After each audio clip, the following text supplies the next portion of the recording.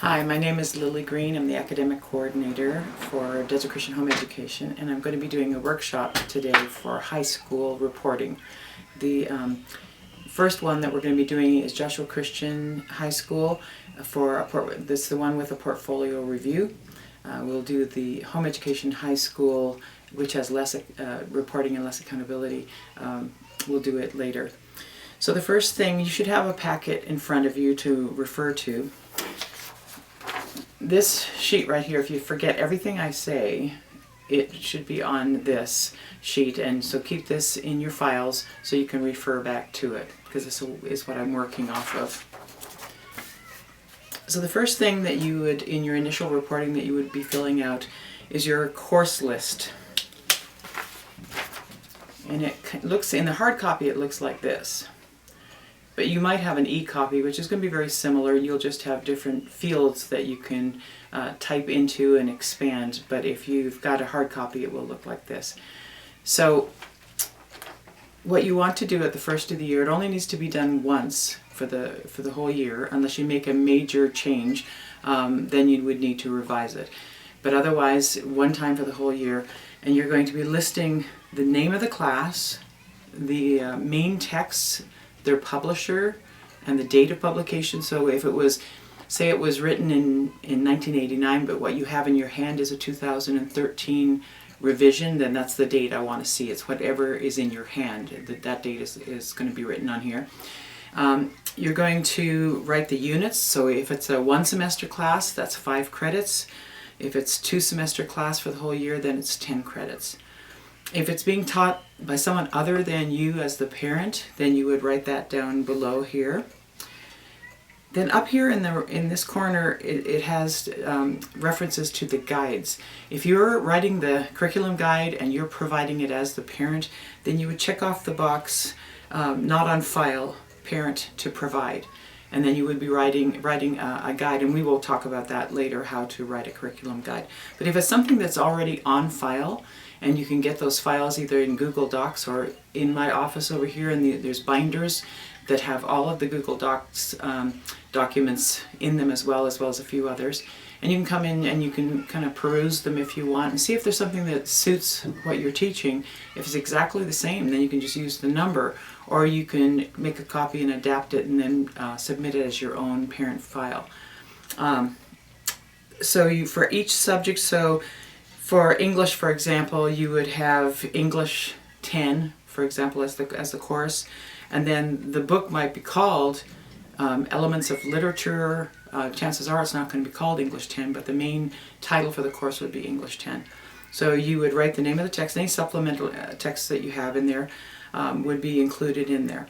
And even if you're doing the Fusion program, or you're doing a class at Desert Christian High School, or AVC, or anything, you would still include those courses listed on your course list. You just don't have to provide a guide for those other entities, but you would still want to list them on your course list so that you have a complete list of the subjects that your student is taking for that year. So this form has place for 3 on each side. You can get an additional form. If you're e-reporting, then you would have access to as many pages as you want to. Okay, so that's the course list. That's the first thing. The next thing is the attendance record. It's pretty self-explanatory. P is present.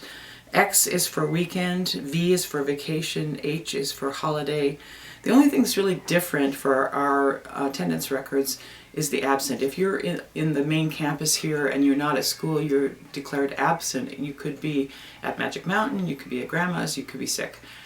For us, and eventually they would get an excuse at the school, but for us, an absent means that your student was so sick that day that they couldn't do any work, but they're going to make up that work. Typically a homeschooler, even if they've got the sniffles that would keep them from coming to the main campus, they can do some of their work, they can do some of their reading, they can watch an educational video, and that can still count as a P, as a present day, because there's no specific number of hours that constitutes a whole day in private education. So you might have reading for an hour, and that could still be a P, and you might have another day that make up the work for 6 hours, and that's another present day. So chances are you're not going to have that many days that are absence. but it does happen. And so if the student is so sick all day that they can't do any work, and you make up that work, you would put an absent on your attendance record, and then you would number them at the end of the term, or the quarter or the semester. You would number them here, and that actually gets included in your 175 days. By the end of the year, you need to have 175 present/absent days to complete your requirement. So that is the attendance record. The next thing has to do with curriculum guides. And before we do that, because the Joshua Christian High School diploma is a portfolio review program, that means you bring in all of the work, and you should have your student date each of his daily assignments. So when you bring your portfolio into the office at the quarter or at the end of the semester, I want to see the weekly work, the quizzes, the tests, any extra projects, and they should be ordered in some kind of a file or a binder so that chronologically I can look through and I can see the progress.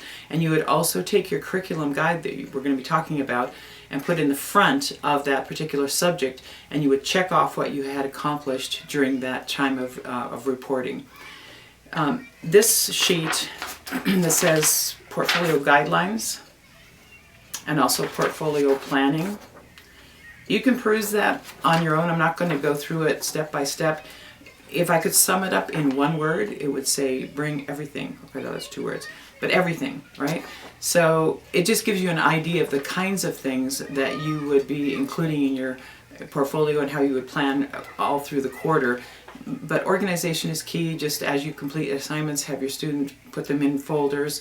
Again, dating is important, but I just want to see everything, because what I'm doing is I'm checking the quality and the quantity of the work that your student is giving, and I'm comparing that to what's on the curriculum guide that you said you were going to do, or that you said you've done, and I'm comparing that to the grade, and I'm just verifying that the grade that the parent has given matches what I see in the quality and quantity of the work. So the curriculum guide, I've given you a template, and it looks like this. Okay, and you can just put that into a doc, a Word doc, and for every curriculum guide that you have to write, then you can just save as and just keep filling in the holes. But this is how the curriculum guide should look according to the headings. So you have course description, which is just a very basic description. It's not a lot of detail, a basic description of what's covered in the course. And a lot of times the teacher's manuals can give you this information.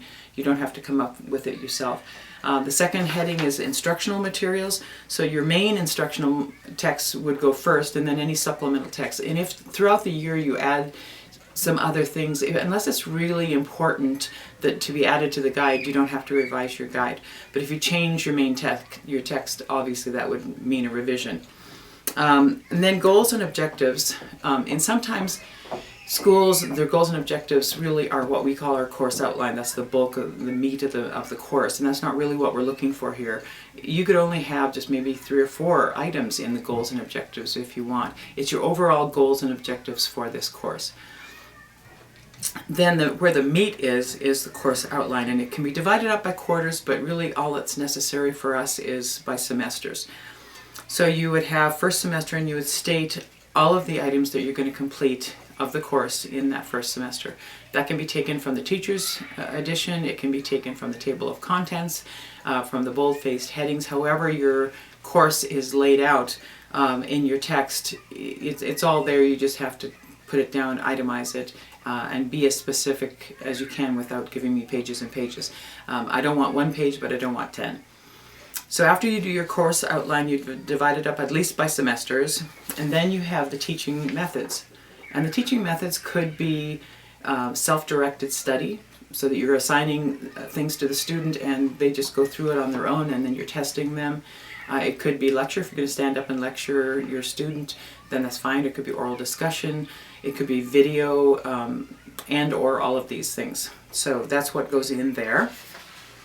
Then the evaluation, which continues on the other side here, you're going to get the components of evaluation. So It could be weekly work. You could give grades for weekly work. You could give grades for quizzes, for tests, for special projects, for essays.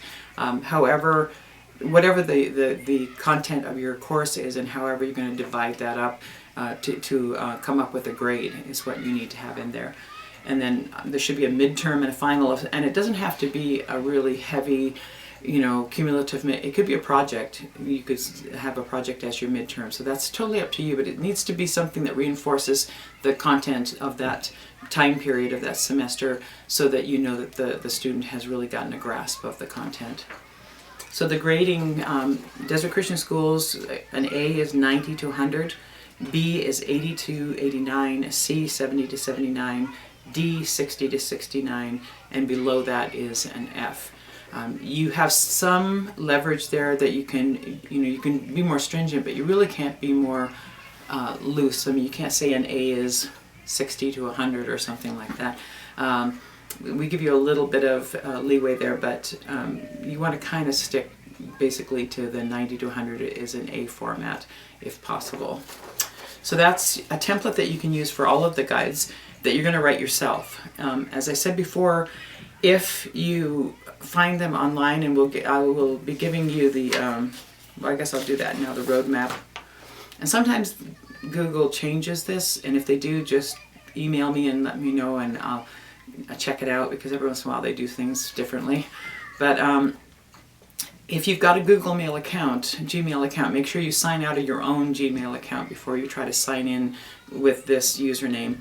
But you would sign in as, and this will be in your packet as well, but JCHS, so Joshua Christian High School, JCHS.CG, and that's for curriculum guides, .cg.user.